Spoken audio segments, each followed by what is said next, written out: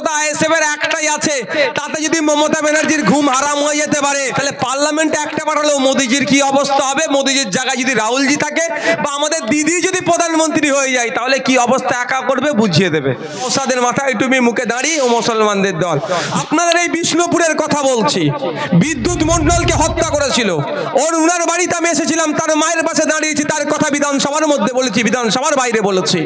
যখন দেবত্ব সম্পত্তি লুট হয়ে যাচ্ছে এই মমতা ব্যানার্জির আমলে, দেবত্ব সম্পত্তি হস্তান্তর যোগ্য নয়, হিন্দু ধর্মের পূর্বপুরুষেরা ধর্মের জন্য, ধর্মস্থানের জন্য সেবায়াতের মাধ্যমে কিছু সম্পত্তি যেগুলো উৎসর্গ করে গিয়েছে সেটাকে দেবত্ব সম্পত্তি বলে, সেটা হস্তান্তর যোগ্য নয়।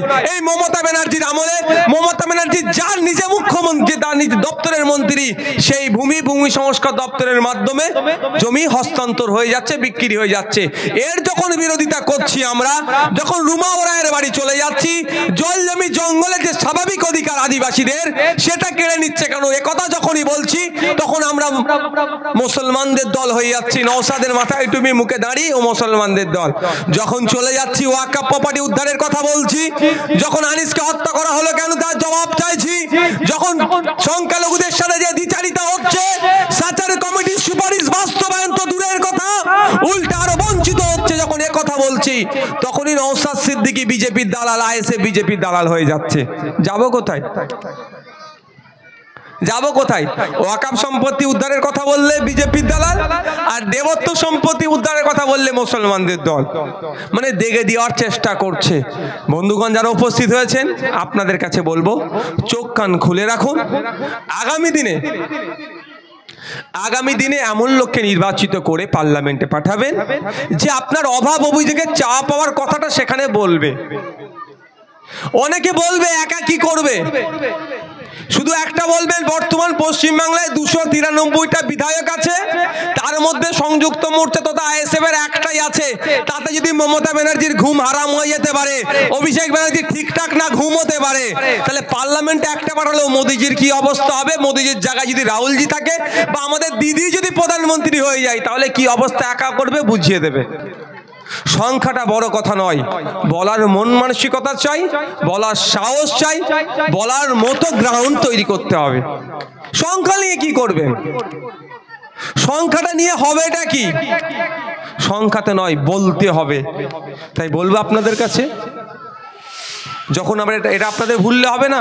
এই ভোট আসছে, ভোট আসলে একটা সময় ছিল, ভোট কখন আসছে জানতে পারবেন কি ছিল একটা সময়?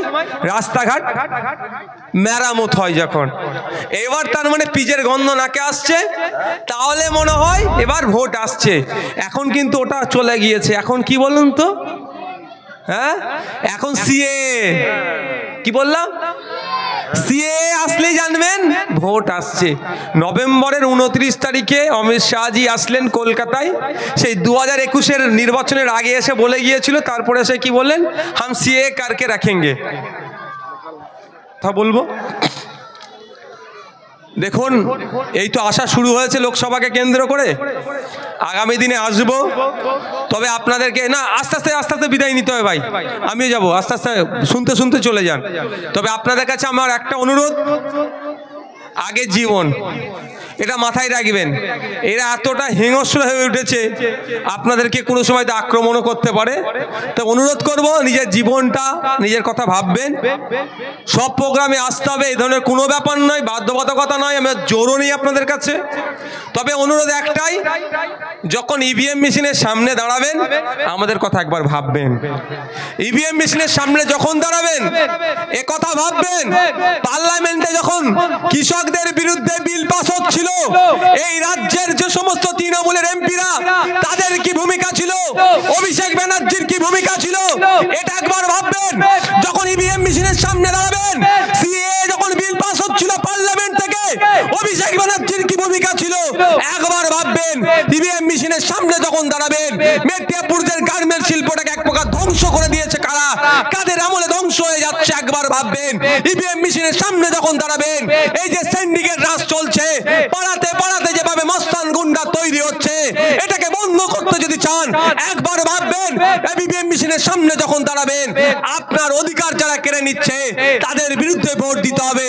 এটা মাথায় রেখে তৃণমূল বিজেপির বিরুদ্ধে ভোট দেবেন এবং আইএসএফ এর পক্ষে ভোট দিয়ে বিপুল ভোটে জয়যুক্ত করুন। আমি আপনাকে দায়িত্ব নিয়ে বলতে পারি, আপনাদের চা পাওয়া অবাক অভিযোগের কথা পার্লামেন্টে গিয়ে সর্বপ্রথম এখান থেকে নির্বাচিত গিয়েই বলা হবে। এতদিন যেটা বলেনি, আমি তো অবাক হয়ে যাচ্ছি।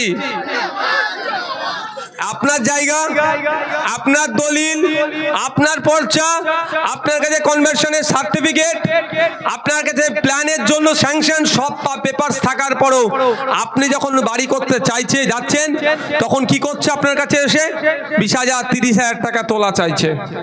প্রথম একটা দল কিছু নিয়ে চলে গেল, তারপরে দ্বিতীয় গোষ্ঠী আসলো, তৃতীয় গোষ্ঠী আসলো, যদি চতুর্থ গোষ্ঠীও থাকে তৃণমূলের, তারাও আবার হাত চাইছে, টাকা চাইছে। এটাকে বন্ধ করতে চাই আমরা। আপনার বাড়ি বানাবেন, কি বালি কি রড কি লাগবে সবটাই নাকি এখন তৃণমূল ঠিক করে দিচ্ছে। এর হাত থেকে সমাজকে মুক্তি দিতে হবে। সমাজকে মুক্তি দিতে চাইলেই ঐক্যবদ্ধ হতে হবে। আসুন ঐক্যবদ্ধ হয়ে আইএসএফ এর ছায়া তলে। তবে আপনাদেরকে বলবো একটা কথা, আজকে সত্যি কষ্ট লাগছে, আজকে এই পথটা একটু আপ ডাউন লাগছে, এই পথটা আজকে যেন একটু কাটা বিছানো লাগছে। তবে এটাও বলে রাখি আপনাদেরকে, এই পথ কিন্তু সব সময়ের জন্য কাটা বিছানো নয়। আজকে হয়তো কষ্ট হতে পারে, আগামী দিনে ভালো আছে। আজকে যদি আমরা একটু কষ্ট করতে পারি, আগামী সকালটা আমরা দুর্নীতি মুক্ত স্বচ্ছ সমাজ ব্যবস্থার সাথে সাথে যে আমরা বাতাসটা নেব, সেই বাতাসে কোনো দুর্গন্ধ থাকবে না, সে বাতাসটা দুর্গন্ধ মুক্ত বাতাস আমরা পাবো। সেই বাতাসের যদি আমরা আশা করতে চাই, তাহলে আমাদেরকে কিছু হলো এখন কন্ট্রিবিউশন করতে হবে, কন্ট্রিবিউশন দিতে হবে। তাই অনুরোধ করব, সাথে এটাও বলবো, রাজনীতি করছেন, রাজনীতি করবেন, দিনের শেষে প্রতিবেশী এটা মাথায় রেখে রাজনীতি করবেন। আপনারা দেখেছেন শুভেন্দু অধিকারীর সাথে মমতা ব্যানার্জির কত লড়াই, একবারের জন্য ওরা হাতাহাতি লড়াই করতে দেখেছেন? লড়াই কি? মিডিয়ার মাধ্যমে, ক্যামেরার মাধ্যমে, মাইকের মাধ্যমে। অধীর রঞ্জন চৌধুরী খোকাবাবু বলে অভিষেক বাবু বা কাউকে একটা টিপ্পনি কাটে, যদি আমি ওইসবে আমি ওতে প্রশ্রয় দিই না, আমাকে ভালো লাগে না। কিন্তু খোকাবাবু বলে কাউকে টিপ্পনি কাটে, কাকে কাটছে আমরা সবাই বুঝতে পারি। কিন্তু অধীর রঞ্জন চৌধুরী বা অভিষেক ব্যানার্জির সাথে কোনোদিন হাতাহাতি লড়াই হয়েছে দেখেছেন? কোনোদিন দেখেছেন? আমরা কোনোদিন দেখিনি, না দেখাটাই স্বাভাবিক। সুজন চক্রবর্তীর সাথে দিলীপ ঘোষের কোনোদিন হাতাহাতি লড়াই হয়েছে? এই বলুন, হয়েছে? আমরা উল্টে কি দেখেছি? সুজন চক্রবর্তী, পার্থ চ্যাটার্জি, দিলীপ ঘোষ এই ধরনের নেতারা এক জায়গায় বসে চা খাচ্ছে। আমরা কি দেখেছি? কুণাল ঘোষ, দিলীপ ঘোষ, সুকান্ত মজুমদার কেক কাটছে এক জায়গায়। আমরা কি দেখেছি? মমতা ব্যানার্জি শুভেন্দু অধিকারীকে চা খাওয়াচ্ছে বিধানসভার মধ্যে। আমরা কি দেখেছি? বিজেপির নেতার সাথে তৃণমূল বসে বসে চা খাচ্ছে। ওরা বড় নেতারা সব এক জায়গায় বসে চা খাচ্ছে, কোনো লড়াই নাই। আর লড়াইটা কোথায়? বুথ স্তরে।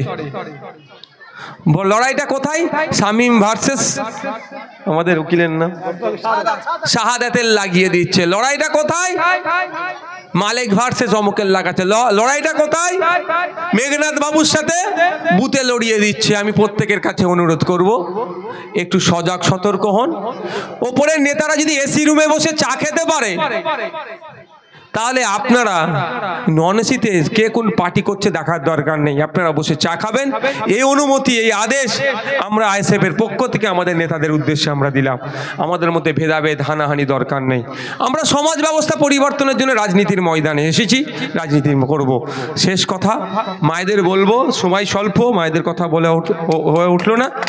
আপনারা যদি আমাদেরকে সুযোগ দেন, আজকে 500 দিয়ে আপনাদেরকে বোকা বানাচ্ছি, আমরা 500 নয়, আপনার দ্বারে বসে আপনার বাড়ির কাছে আপনি যাতে 5,000 টাকার আশপাশে ইনকাম করতে পারেন মাস গেলে, সেই কাজের ব্যবস্থা আইএসএফ করে দেবে আপনাদেরকে আগামী দিনে আমাদেরকে সুযোগ দিলে।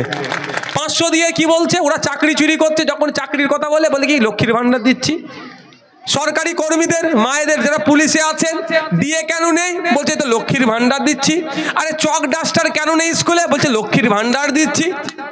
যা সরকারকে প্রশ্ন করছি, ডক্টর নেই কেন? বলছে লক্ষ্মীর ভান্ডার দিচ্ছি, সবই মায়েদেরকে ঢাল হিসাবে দেখাচ্ছে। মায়েদের বলবো, মা বাপ সবাই মিলে আমাদেরকে ভোট দেবেন, আগামী দিনে আমাদেরকে সুযোগ দিলে ওই আমরা ভিক্ষা নয়, ভিক্ষাই এক প্রকার দেওয়া হচ্ছে ও নয়, আমরা মায়েরা মাস গেলে বাড়ির কাছে বসেই যাতে 5,000-এর আশপাশে ইনকাম করতে পারে সে তার ব্যবস্থা আইএসএফ আপনাদেরকে করে দেবে। সকলে ভালো থাকবেন, সুস্থ থাকবেন, আস্তে আস্তে সব বিদায় নেন। হ্যাঁ, আপনারা এগিয়ে যান, আমি এখানে 8 ঘন্টা থাকবো, আপনাদের পর আমি যাবো, আপনারা চলে যান, আস্তে আস্তে এগিয়ে যান। যা এখানে কেউ আসবেন না।